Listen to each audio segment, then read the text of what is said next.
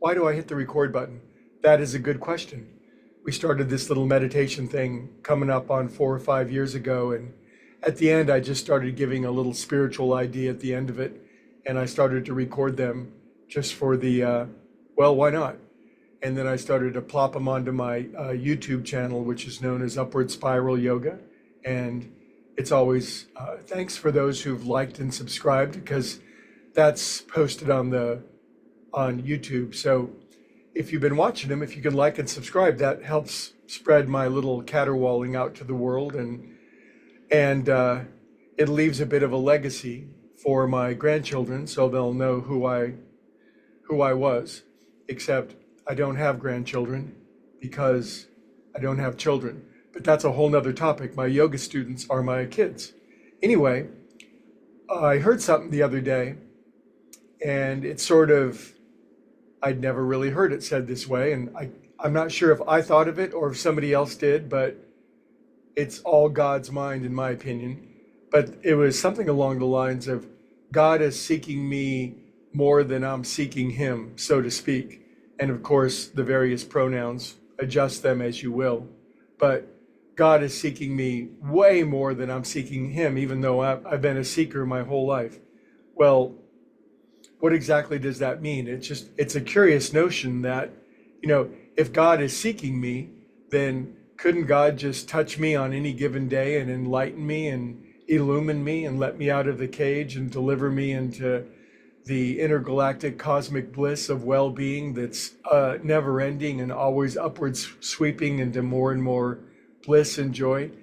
Yeah, it doesn't seem to work that way for most people, but I do think I really resonate with the idea that God is seeking me way more than I'm seeking, because I'm just a mere mortal, and I'm filled with my own habits and compulsions and healing addictions and things that obviously to some degree have put me in the cage or the bondage of self. And this week we're talking about how it is that we get out of that cage, how it is that we remove ourselves from that.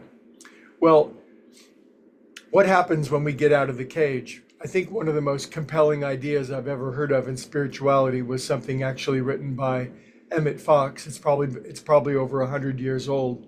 But Emmett Fox speaks of this place that's available for every spiritual seeker, and it's called our true place. True place, capital T, capital P. Why is it capitalized? Because it's the place in consciousness, in expression, where we come into such perfect alignment that all of our God-given talents, gifts, abilities, superpowers, our destiny, if you will, comes into its full flowering, its full expression. And it's a place of such bliss and joy and service that when we get there, we literally are a great light in the world. We bring heaven on earth rather than hell on earth. You know some people that do that. But this true place that we're seeking, there must be something that we're seeking, and it is always available for us. But again, it takes our own effort to do that. Now, since God is seeking us more than we're seeking him, this is the metaphor. If you were stuck in quicksand and God flew by in a helicopter and delivered down a rope ladder to you, you'd have to reach up and grab it. You couldn't just let God keep brushing you with the rope ladder.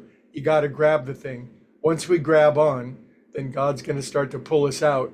But this daily moving, this daily discipline, and the great benefit of doing the little bit that we can do, because truly God Love Source does 1,000 times, 10,000 times more than we do individually.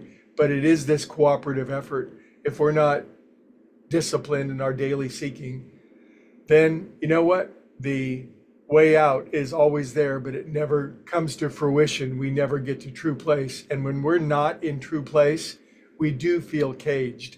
We do feel the pinch of time and space. We do feel like we're behind schedule. We do feel like we're missing the boat. But that's divine discontent.